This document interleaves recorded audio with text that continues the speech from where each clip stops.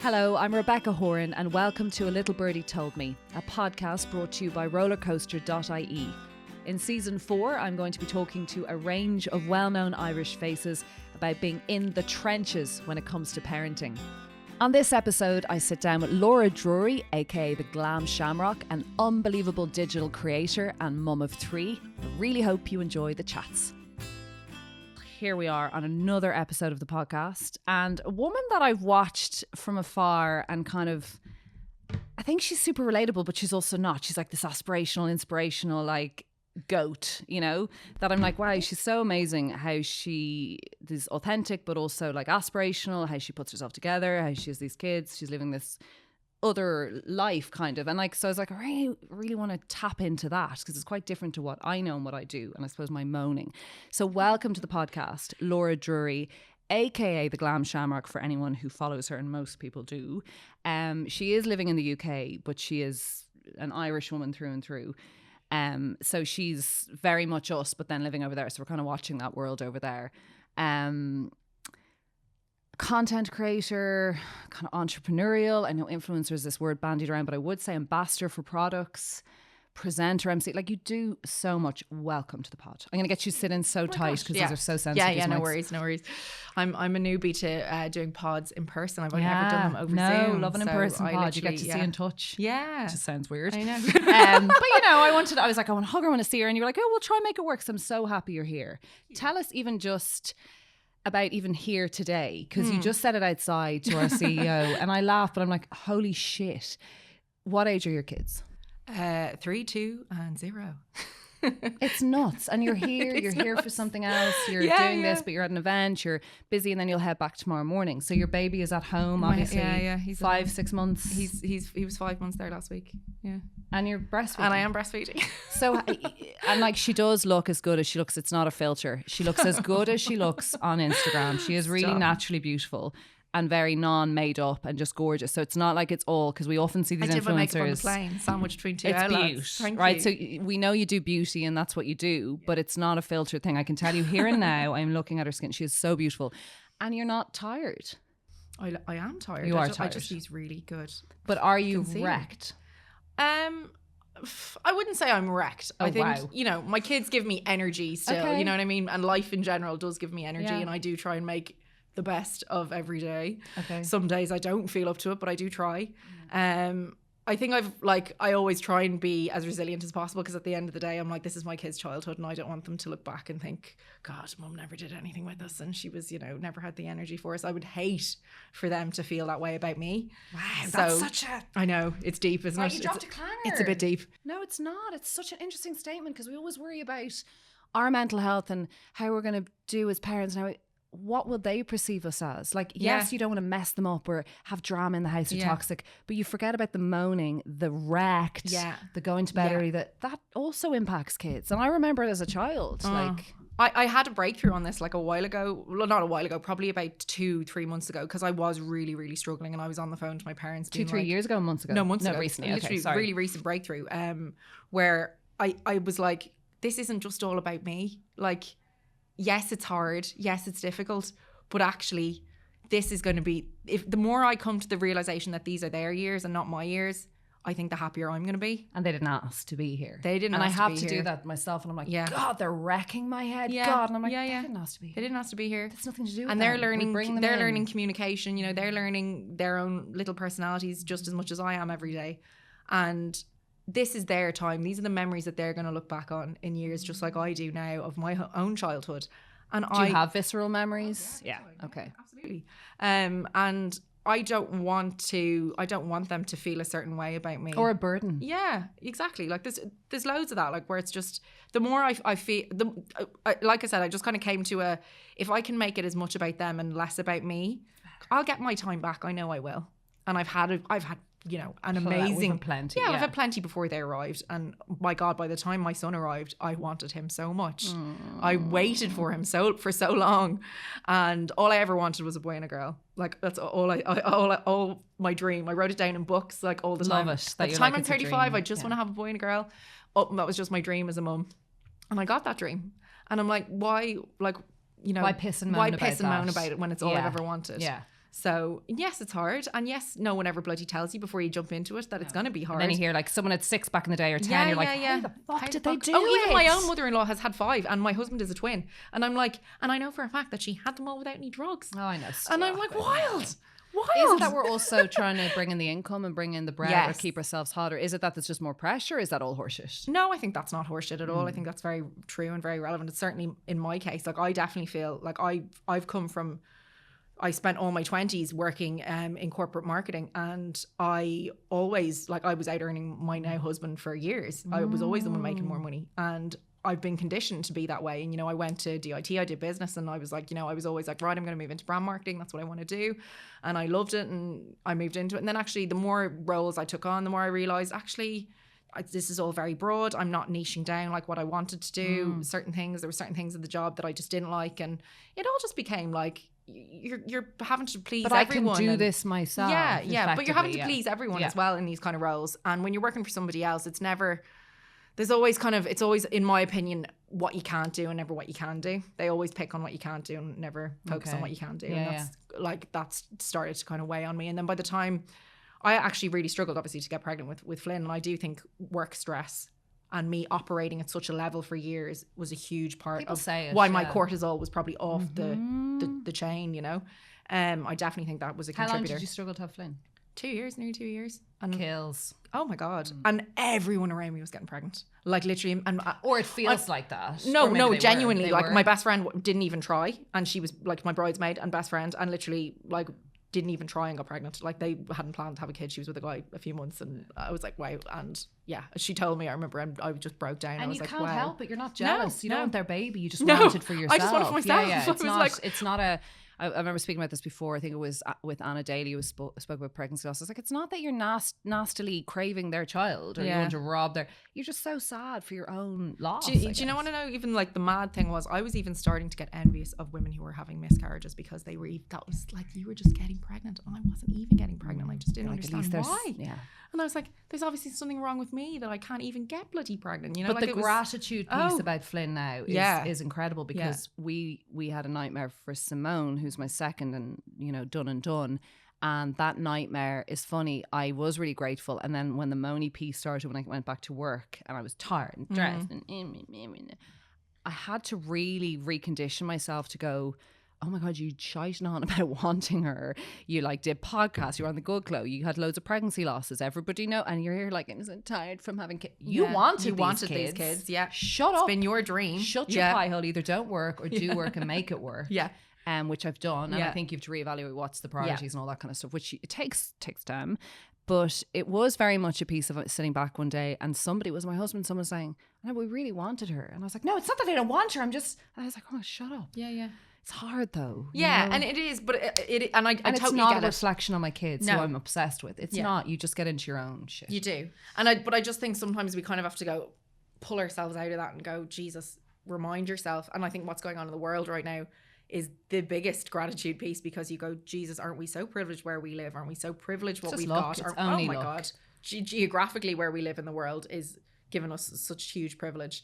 Like, and it just makes me pull my children closer and go, my God, like, it is just privilege. It's horrendous. You just think it's other world. We don't need to look at it. And you have to look at it, because you're looking at babies and families being torn apart and bombed. That's why I feel like at the moment, and moaning about your no Cheerios. Exactly. Like, I've no business getting on Instagram and complaining about motherhood right now. When I see mothers going through losing children, it's beyond something I can do. It is beyond. Yes, my content's probably a bit light now. I'm like, I'll focus on fashion and beauty because that's maybe less. Yes. But I'm not going to start bitching and moaning about motherhood right now, because I just don't feel like that's the right thing to do. Yeah. I actually, to be fair, I put a lot of crap up on Instagram, but to be fair, I did withdraw from, after having Simone, after wanting her so much, and there was a small audience of women who'd gone through pregnancy loss, I did withdraw from talking about how hard it, because I do remember pissing and moaning the whole way through the pregnancy for Simone.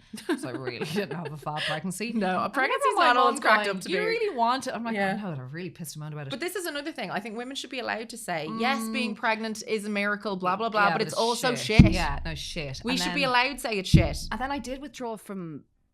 I think thankfully, thank God, I didn't go up on Instagram and go, God, I had the shittest night's sleep ever. No. Or honest, like my husband and I are killing each other, or she's colic, or I just didn't really, because I thought it's actually very disingenuous, because I'm really grateful. Yeah. There's a massive part of me that was. But also I think those kind of feelings shouldn't be mutually exclusive. Like you should be grateful, but you can say things are hard. You can say things are shit, and one shouldn't take away from the other. No. And I think that's where, as women, we are a little bit too quick to judge each other on that. Just because you feel one way doesn't mean you can't feel another way too. We are multifaceted. We are multi-talented. We have a big range of emotions. What is it that Glennon Doyle says? You have a community of people within you. And someone said to me the other day, God, I thought you were really confident and out there, but you've got this vulnerability. I'm like, no, I have a community of peeps that live in me. Yeah. I don't have one person that lives woman. In me. Yeah. Sorry. We've got lots of shit going on. Yeah. There's a lot of but I have there's to a say lot of that, in here. There's a lot of stuff. It's not all showbiz. No. There's all the quiet fragilities and all that. But I think that's why I think motherhood brings all of them out. Absolutely. And it also, motherhood, in my opinion, makes us, or in my experience, should I say, has made me less apologetic about it. Yeah. I think before in my 20s. Apologetic in general, though. I think you just become, not harder, but there's a steeliness. There has to be labour, no sleep, seasick. You have to be steelier. If you don't come out of it, I think you do. Like, I felt changed. Gia, my eldest, is 6 today, and I still think that I was changed when I had her. Not so much with Simone, which is funny, but changed. Yeah. I fundamentally remember going, oh my God, I was so different. I just was so different when I came out. I think having my daughter changed me. Wow. I think having my son just kind of made me feel really fulfilled. Yeah. But having my daughter definitely changed me. I don't know. It was like... Responsibility? No, it wasn't that. It was actually really, truly not giving a shit about what other people think of me. Wow. Having my daughter. That was one of the most liberating things. Because you don't want her to... Yeah, I think so. Yeah. And also how I talk about myself. Yeah. I used to be like, Laura, stupid Laura, and like say really like awful things to myself about like, Laura, you really fucked that up. Like, no, I'd really get into my head if I've done something wrong. I don't do that anymore, and I don't say it to myself aloud because I don't want her to pick up on that kind of language either, and I don't want her to think that's okay for her to talk to herself negative like that. Shit, yeah. Do you find parenting boys to girls any slightly different? Not really, no. I would say I'm definitely trying to just kind of instill the same values across the board with all of them. Are they very different, your kids? Yes, they are extremely different. Go on. Flynn is much more sensitive than Ada. He's a very sweet little boy. But by the same token, he can be volatile. Yeah, sounds nice. And he can be a real boy and Hulk smash around the place. Nice. And so he's active. Yes, very active. But even sensitive. Very sensitive. He definitely has a very sensitive side. Wow. And in the evening when he's really tired, he wants cuddles. He wants cuddles. He wants to sit in front of the TV. His thing now is like, Daddy, wrap me up. He goes, Daddy, wrap me up and cuddle me. Yeah, we've got blankets in the sitting room. He just wants to be wrapped up in them. And she's cute. Not so much. She's like, what else? Girls are definitely a bit more piss hole. Like, we love our boundaries. Yeah. No, my sister used to be like, there's home videos of me like growing up as a kid, and I see like since having Ada, I see so much of that, and I'm like, oh shit, looking at her, and like there's a home video of my sister holding me, and I'm like doing this with my arms to try and wiggle my way out, and I'm only about 2. I'm only the age she is now, and I'm just like not having this. And she'd come near me, and I'd go, and my mum would be like, what have you done to the baby? And Melanie would be like, I haven't done anything. She just doesn't want to be touched. You definitely had your... Yeah, and she's the exact same. So I was a snogger, as you like in the office. I'm like the worst. I'm like grabbing asses. People are like, not really a pro. Chill out, yeah. But I'm a toucher, and even with the girls. And actually, my husband's really proud of that because he'd probably be more conservative and formal in his dealings with people. And I'm not. I'm like, bring it in. Huggy. You seem pissy today. Bring it in there. And I think with the girls, that is something I can say. I've given them lots of other shit, but like a lot of hugs. That's lovely. Kisses.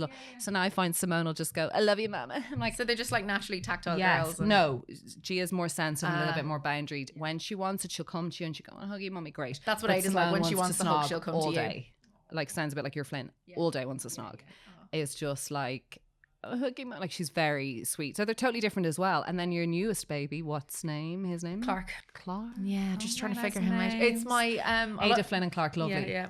It's my mother-in-law's maiden name, so that's where we got it from. And also James, my husband, his granddad, obviously his surname was Clark. It's funny because it's a strong name. It's a strong name, and it used to be a classic name, so that's why we were kind of like my mum was like, is it Kent or Gable you've got it from, Laura? And I was like, neither, Mom. Gable. Neither. It's but beautiful. Yeah, I was like, yeah, it's nice. And I think I've said it to a few people, and they've gone, oh, okay. Did you know you're having a boy? No. You didn't find it? I haven't found out on any of them. Okay, so nice surprise. Yeah. I felt like it was a boy, though, having been pregnant on Flynn. I was like, because honestly, a girl pregnancy was one of the hardest things I've ever gone through in my life. They're hideous. But it's funny, my sister was like, she found her boy pregnancy harder. So it's... I found the 2 girls hard, but then I would moan about any health. I don't like my body being taken over. It felt like it was taken. It was lived in. Over. Yeah.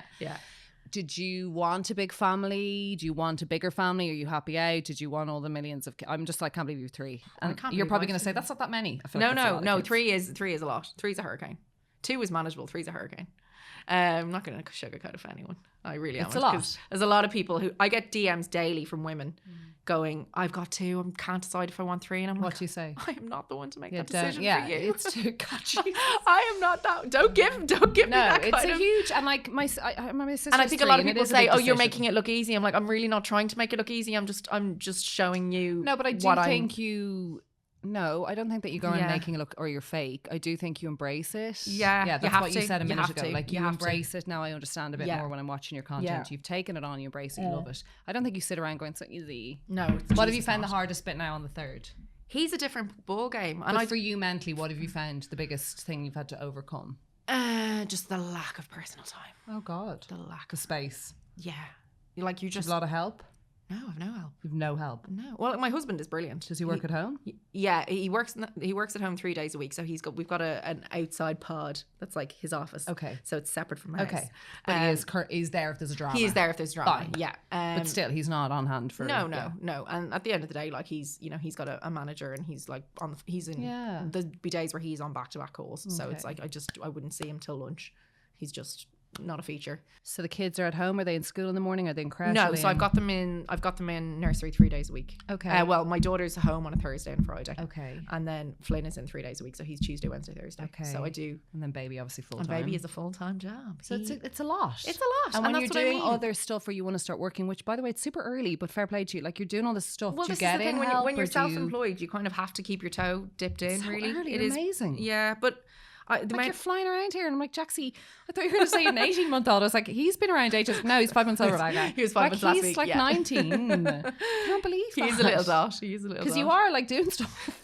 But I think for me, I know you're going to say Rebecca and self-employed, but at the same time, fucking hell. But for me, I remember I took him to London when I was 4 weeks. Yeah, of course you did. I went. You were 4. He was 4 weeks, and I took him to London to a Garnier event. What is that? An hour flight? Half an hour flight? What is it? No, it's like an hour and a half on the train. On the train. Okay, yeah, because from where I live. Yeah. And like, I met Davina McCall at the event, and I was like, that's worth it. Fangirling. She's lovely. Oh, she's so lovely. She was in here for something with us. I don't know why we're telling, but I remember it was such a brief. She's lovely. Yeah, and she came with her lovely hairdresser. Yeah, he was at the event because he's a Garnier ambassador as well, and they were at that event. And George Michael, isn't it? Michael Douglas. The other one. It's another famous name. Yeah. He's lovely. He's great crack actually. And she came straight over and was like, baby, like, and I was like, oh my God, Davina. Sweet. I couldn't believe it. But yeah, like, he was 4 weeks, and I think by the time he was 4 weeks old, I had a shit recovery this time around. Because I had tubal ligation as well. What's that? Are you tied? They are cut. They do be cut now. Why? So, as a request, or I requested it because I was like, I am 100% done, and I don't want to start messing around with coils or anything like that. Oh yeah, it was. But I'm okay. Okay, now that's a whole. Well, okay, I'm gonna have a conversation with you about that. Yeah. So you. 3 C-sections. But I'm okay. Am I allowed to ask about why you 3 of course. C-sections? So first time round, I thought I would and my son out, and I was doing hypnobirthing and everything possible. And I was, I went into labour naturally. My waters broke naturally. Got to hospital. Did all the things. Got to 9 centimeters dilated, and they told me his heart rate was dropping rapidly, and I'd been in labour for 30 hours at this point, and I'd had my epidural maybe danger 2 hours zone prior, and I was just like, okay, yeah, whatever. And literally they rushed me off to theatre, and he was out then about 20 minutes after. And then because I'd had Ada, well, I got pregnant with Ada, whatever, when Flynn was 10 months. We didn't. Holy shit. Yeah, Flynn wanted to, or just were having sex? The thing was, right, to an approach, because I had such a hardship getting pregnant. I know, you just wanted Flynn, not. We kind of were just like whatever happens. Probably like, I know. Yeah, we were a bit whatever happens, but we were like, if it happened, like we can be less careful now. I mean, he was such a good child. He was sleeping through the night, and I was like, God, if we have another one of them, would be grand. Okay, I get so and we were like, and we always knew we wanted to. And you didn't want to wait. We didn't. Well, we were kind of like, we'd like them close enough ish, and I genuinely did think it was going to take me another year of trying, and it like the first month of going, we don't care. It happened. Oh. You fertile myrtle after you. Yeah. That's the thing. It's like my body went, oh, okay, so this is what I'm supposed to do. Yes. Oh, thanks. So I've been pregnant now and I know what I'm supposed to do because it took me 2 years to realise that. But your cortisol was also chill. And also I'm a bit more chilled. I don't know, was I? So I got pregnant with Ada, like literally so easily, and I was delighted. And but pregnancy with her was hard. I genuinely thought I'd COVID every week. I was like, I wasn't actually throwing up a lot. I was feeling really nauseous, but I was like really blocked up, like sinusy all the time. Like my sinuses have always been shit, but they were another level of shit. And then I just felt like just crap, like just all. This is a pregnancy promotion podcast.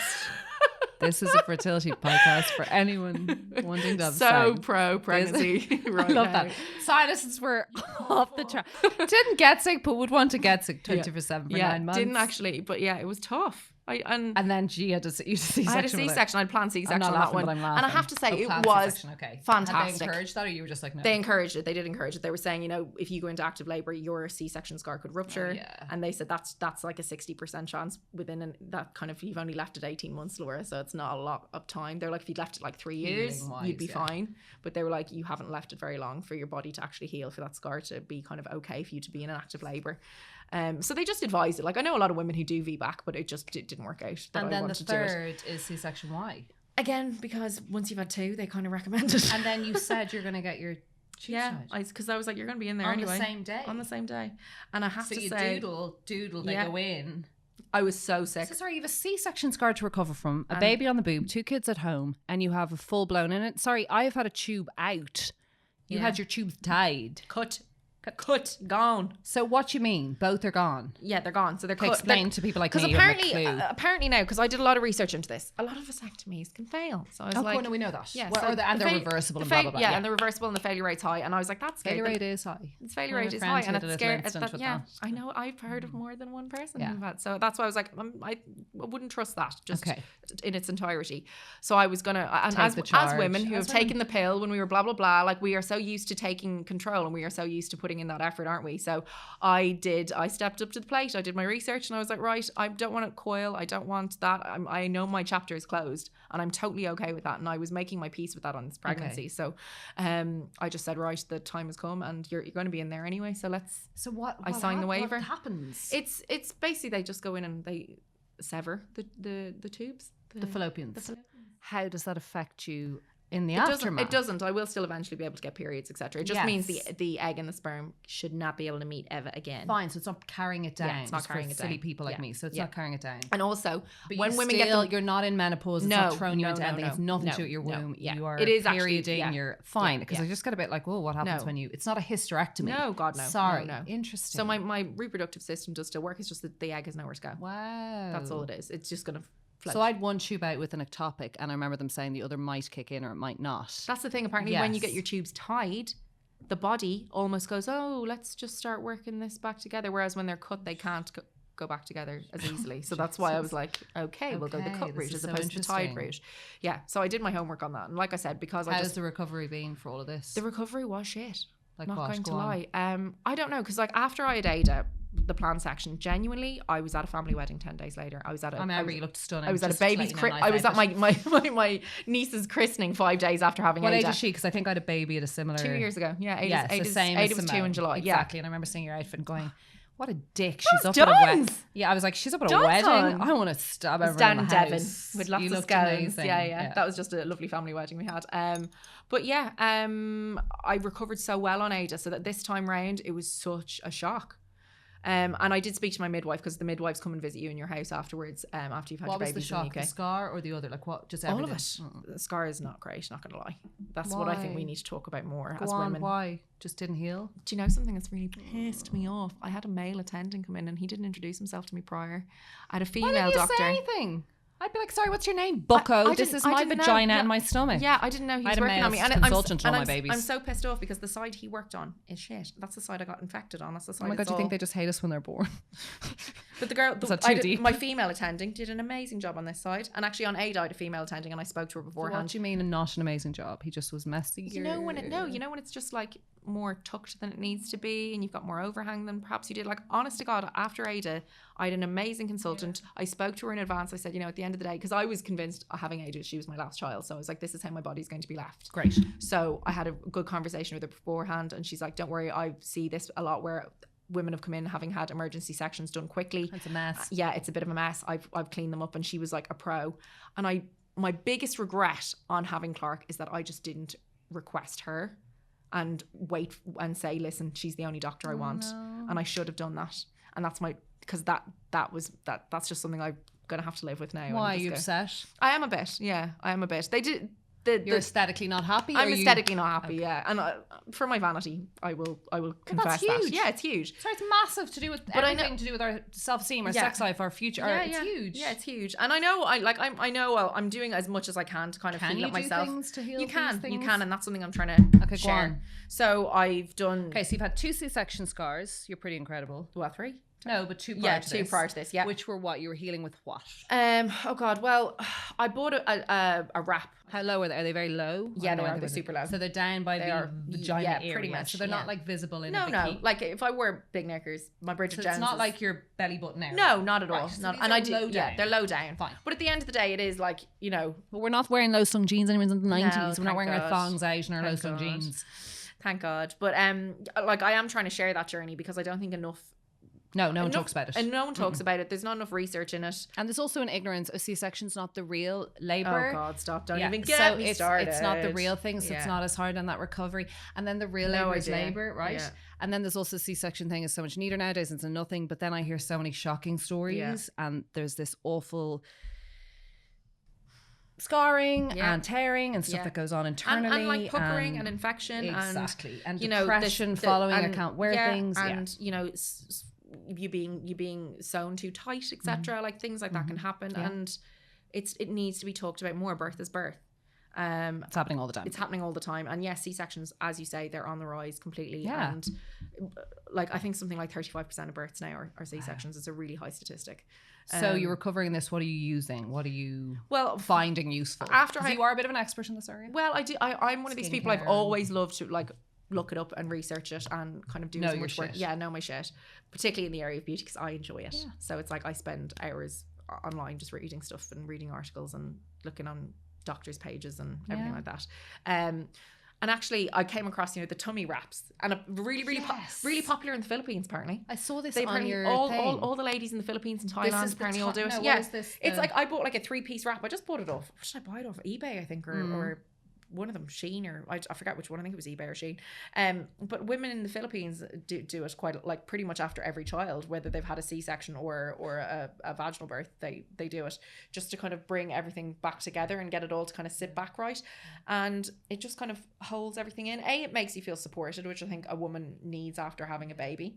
And 2, it kind of made me feel a bit more conscious of my core as well. So it made me hold myself in a way that helps bring it all back. And just kind of obviously strapping these things on and kind of supporting yourself a bit more, it just kind of holds it all in place better. Oh, that's amazing. So that's one thing I did. Lots of massage, whether it's with my hand or with a tool of the area. Obviously, once you're able to do it, they say don't do it for like 2-3 weeks, depending on your situation. I actually waited a whole month this time around. I didn't touch the area for a whole month.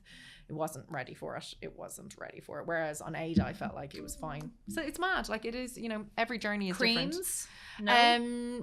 People say bio oil. For me, I've been using one called Scar Savior, which is by a brand called Nadea, which is like an organic. Is it making a difference? I think so. Yeah, I'm getting there. And the other one is the scar angry, or is it more that it's just prominent? Bit of it is angry still.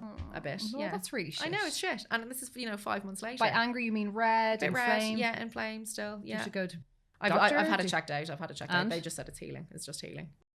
But yeah, this is the thing. We have to talk about these things. And this is what enrages me as well. Then you'll breastfeed, then you might get mastitis, then you'll get your period back. Then. Oh, I've had all that. Then the menopause will head. Oh, stop. No. Not yet. No, not yet, but it's insane. It is insane what we've put up with. And then we talk about it in some women, not all women, like not all men, but some women will go, That's what happens to all of us. Shut up and sit, push up, and it's like, shut the. But it's so true what they say. Like if women, I have a lot of women of a certain age group shit, who go, stop it. We all go through it. Just fuck off.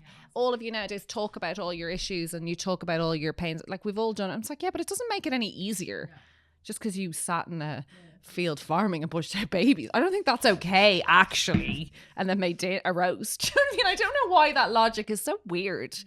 I'm like, that's fucking great that you did that. Yeah. Maybe your vagina's better than mine. I always say that to people. Congratulations on your better vagina. Yeah. Yours is nicer. And more accomplished than mine. It's more skilled. Yeah. Mine is shit. Your vagina has a PhD. Mine does not. And it's not hot.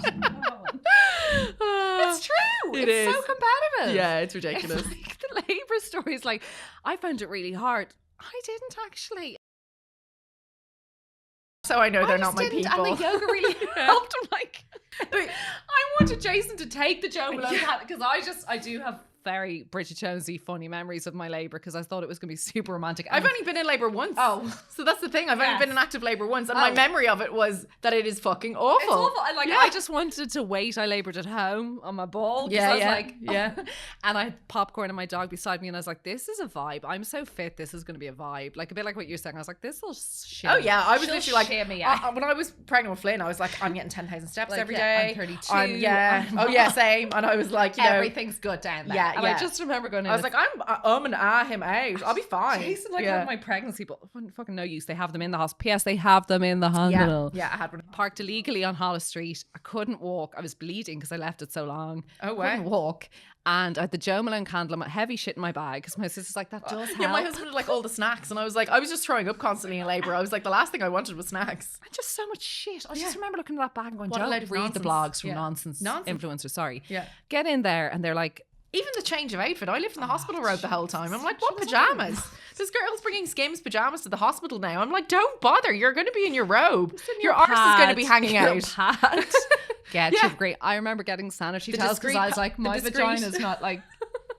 I have the discreet Someone nappies. said get the green. I was like, I won't need those. I won't need those. I'll get panty liners. That for like 21 days and it was like a freaking hammer. But I was like, I don't need that since Jason. He was like, but it says it on the thing from the hospital. Don't worry about that. I'm not like that. Those girls. Anyway. You're like, actually, though, I am. Turns out. We're all the same bitches. We are all the same bitches. But I just remember getting in and they were like, when's your first baby? So I'm pretty sure you're not in labour. I was like, well, it's I'm pretty bad. And I'm like, and they brought me in. They did that thing where they like make you pee on something. They're like, oh, she's inactive. And then they brought me up and my waters that burst and they're like 7 centimeters. And then it was like 2 hours later she came. There's nothing. I don't remember going, the yoga breathing helped and the 10,000 steps. I literally like I couldn't catch my breath. So like all this hypnobirthing bollocks, I was just like, I can't even. I was just like, no. Like literally every time there was a contraction, I was just like clawing into his arms. Doing this, which is the most passive. I know it's out of love, but it was like this. Oh, I literally was like to James, I was like, do not touch me. Come near me. Touch I was me. like, I will look at you from afar. Take your but willy do not. outside. Yeah, take that piece out. Yeah, I don't want to even know it's in the building. I found him so upsetting. I found him so upsetting. I actually didn't with Simone because I think we were so grateful and there was a lot of gratitude in the room. And I was like, thank you. Hashtag blessed. Gia, I was like, get out. Yeah. Because he kept talking. He's like, how are you feeling? I'm like, how would I fucking. Let's not talk about that. Such a new experience. Yeah, but he was redundant anyway. He just wasn't. But yeah, just madness. My husband, that's funny that you say he was redundant because like when I was breastfeeding, like basically both Ada and Clark were born in the summer. So Clark was June and Ada was July. So James was doing a lot of skin to skin time, as is always. And like the babies would be like wiggling around, going for his nipples. I was like, those nipples, honey, are useless. Get away. Shit. Yeah. He's all just so like, I want to do some skin on skin. I'm like, take the baby. Yeah, like, just take the fucking baby. I do remember the divorce chat starting when after Simone had lost a tube and had like all these miscarriages. I do remember the toast and tea coming and he ate it. And I was like, the fuck is happening here? It's not my toast and tea. Yeah, so he was so tired and stressed that he just ate it. And I was having You're tired. With the midwife. I was like, oh my God. God, that was, really. And I looked around and he was eating and I was like, no, that's for me. So I don't know. They're all. To be fair, in England, the midwife was like to him, does he want his own portion? And he was like, yeah, that's sweet. No, it is. Nice. Look, it's nice they're But he did prioritise, obviously, that I got mine first. I do think we have to say, as much as we're like, berating men. Yeah. Experiencing I'd be someone lost in pain. I would be and lost experiencing without my someone in husband, pain genuinely. is horrendous. Yeah. Like horrendous. There's nothing more horrible. Like I can't imagine watching my partner in so much pain, in upset. Yeah. I was really scared. Yeah, he hated it. You know what I mean? Yeah. Talk to me about your work, what you do. My work. You do such like that's the only reason I know about you, and yet like you've probably been doing this for, but like I just found you. I was having Simone. I think I reached out to you going, "Why you look so hot?" Something very passive, but I was like, "You look really hot." And I think you're like, "Nice to meet you." I don't get DMs like that all the time. Yeah, it was me. I slid in. Some nice DMs. I sent you some nude pics later, but I was like, "You look so hot," and you were like, "Oh, thank you so much." I was like, "No, sorry, what's happening?" So I was so lost in this. That lovely. That's what I said. There's no assholery. It's very authentic, but there's such a nice aspirational piece. You're honest. You show real shit, but it's very much like you do look great. You source great stuff. You try the makeup. You do it for us. I love brilliant. it all. That's why. Like I've always been. Do you love it? Yeah, always. And I've always like, honest to God, makeup is my therapy. Like my idea of a perfect day is if somebody would like let me sit at a makeup counter for an hour and just play. Like why? You just love it. It just puts me in a zone. And you don't wear much makeup, so it's just the I do a lot on my eyes. Well, I don't even do that much on my eyes. I like 26. So it's the skill. It's the I've just always loved it. And it was just like ask anyone. Like my like I was blow drying my hair with rollers at 12. Do you know what I mean? Like I was taking my time and trying to learn it. And was your mom a Glam Shamrock? My mum was quite glam. Okay, so she liked that in stuff. a really like I'm very like I like to do things properly. Like I like to use the right brushes. I like to apply primers and put things on properly. Whereas even your nails, like you should see her nails, guys. We can see them in the clips. I had them done down in Arklow when I was home. I'm They're delighted beautiful. with them. Yeah. But yeah, like my mum would have been more kind of quick bit of eyeliner and would use the same lipstick as her blush and do things quickly that way, and it would all kind of look still like it would all come together for her. She'd still look really good. But I'm more. So it's more makeup than the clothes, because the clothes are brilliant. Clothes. I've always loved both. I've loved all. I'm a really girly girl. I've loved all of it. Brings you joy. Yeah, it brings me joy. I've way too much clothes. I've way too much shoes. I love my bags. I am that girl. Does it kind of with babies and chaos and as much as we're like not giving out, but it's a heavy, busy house? Is it your happy place? That's my happy place, and that's what I need. And now you have a career out of that. Yeah, kind of. But I think it's because I think brands in particular see that I genuinely love it. I'm genuinely passionate. Yeah. They pick up on that and they go, actually, if you really like our brand as much as you seem to, maybe we could work with you. Also engage with women. And engage our audience because essentially you've been our customer. Because I am. You can promote that to the women. So you can promote, like what people want because you've been a customer. So how do we then translate that to a wider audience who could potentially Laura, be new customers? I got you here. I got you over here. You've come over. What are the tips for women who are lost in themselves? Like, we don't even have to talk about post-babies, post-breakup. Perhaps they've had a separation, divorce. Perhaps they've been in a really bad place with work. What are your tips for confidence? Like, it doesn't always have to be about losing weight, right? No. Or eating better or whatever. What are your tips for generally walking out of the house not looking like horseshit or feeling like horseshit? What are your tips? I know it's all about making a bit of effort, but what is your top tip? Honestly, and this is going to sound a bit... Well, actually, people who follow me will not be surprised. Fresh air. Ah, Jesus I know. Christ. I know, you're going to hate me.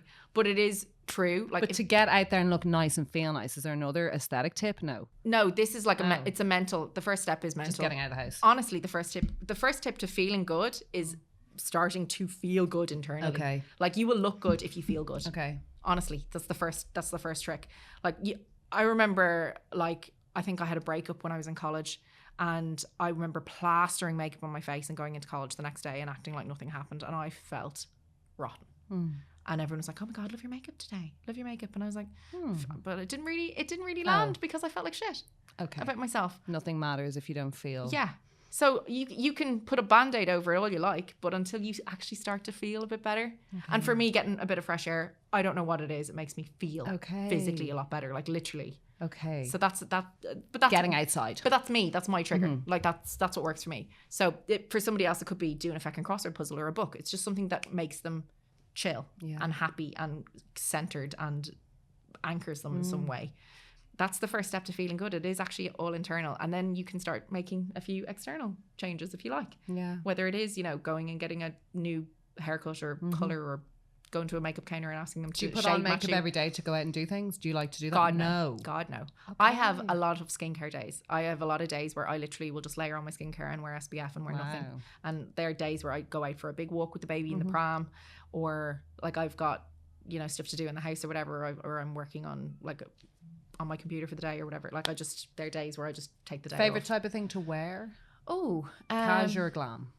Oh, I do love glam. Okay, so heels, dress. Yeah, for sure. Like, don't get me wrong, I love kind of everyday pieces and loungewear, but like there's something about getting really dressed up like for an occasion. I love it. I really do love it. And there's so few and far between as we get older. It's just so nice to make an occasion of it. And particularly now, I think now that like when I did a christening the other day, it was beautiful. Yeah, and I loved making a big deal of that outfit. Like I loved being like, right, thinking about I had a Pinterest board. Storyboarded it. Yeah, I had a Pinterest board. Stop. And I Pinterest board for like going to get my hair done and actually, everything. this woman gets so much joy from the shit that she does. do. Like, this is not some asshole trying to make money off the back of fools. Like, I love you it. are loving what you do and living your brand. Yeah.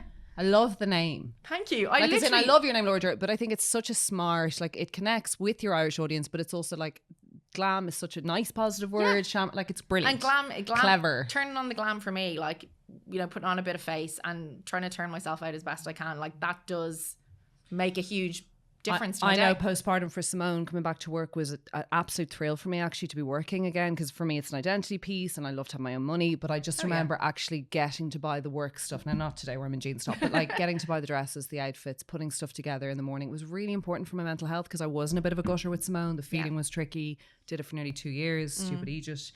I was struggling with my skin postpartum. Yeah, so I really found that so important. It does make a huge difference. You know, people say it's such a small thing and it's a bit superficial. I don't know. It really pulled me out of a gutter actually last year, just to come into work and people go, oh, you got a blow dryer. Oh, that's looking great. It was really nice. Well, so there you terrible, go. That could be your thing. You could be like, do you know what? Well, the gym is my mental health space. Yeah. Well, for me, going on big walks with podcasts and stretch and roll it out, and then I do some weights and I'm like, wow, I actually don't feel like an asshole anymore. The mood is better in the house. But that's the thing. I think we all have to find what works for each of us. For a lot of women I know, it's like cooking. Like if you can get Yeah, but no. Not me. Sorry, I don't hate cooking. I'm not like, but it's not your passion. Yeah, no, I'll do it. It's a functional event. Yeah. But whatever it is, we all have to kind of find what it is, because it will unlock so much goodness that we have within ourselves. It brings out the best of us. Yeah. What is the big plan in life? Do you have a plan? I used to take over the world. Like, what is the plan? I used to think I did, but can we get you back ever? No. What here? To live? No. Oh God! I can never answer that question. Honest to God, like at the moment, but the plan for the kids is them to be happy, thriving, for you to keep doing your thing. Yeah. A big part of me would love to say yes. I'll come home to Ireland 100%, because I never left Ireland with the intention that I would never come back, and I don't know. And you're family orientated. Yes, very much so. Huge, massively. Like my sister only lives down the road, and she's got 2 kids, and I love seeing them. I think you should probably move back some. She's like, nah. But I've been in England a long time, and like I said, it's got a lot of plus points. Like my husband's very close to his family. They're lovely people, and you know, like I've got lovely grandparents for my kids here as well, and it's. I know you should probably move back though, because brand's what you hear. It's such a hard one. It really Thank you for coming over to us. I keep being like, we flew her in. It's like Laura's like, bitch. It's so nice to talk to you. I follow you. You're very positive. We have other influencers who just either make you feel shit about yourself. I don't follow or people it's like not that. Authentic. I can't. Yeah. But I think I did in my 20s. We all did in our 20s. It's bad for my brain to do that. Yeah, I've actually cut so many. I've totally done it. I culled the ones that just made me depressed. Yeah, couldn't. So you're so positive and doing an amazing job.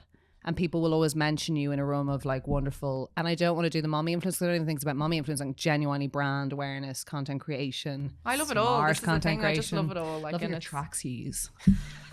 So weird. I love your music. Yeah. Thank you so much. Yeah. I've actually started being like, I need to find like more like Avril Lavigne and like shit I grew up with when I was like 15 and start putting them on reels. Totally. I'm like, who gives a shit about trending? Like, what's actually? Don't use the TikTokers, because we all relate to those. No, totally. Yeah. Thank you so much for coming on the podcast, Laura Drury. You have been a pleasure. Thank you. I hope you enjoyed this episode of A Little Birdie Told Me, and if you did, it would mean a lot to me if you could like, subscribe and share this episode.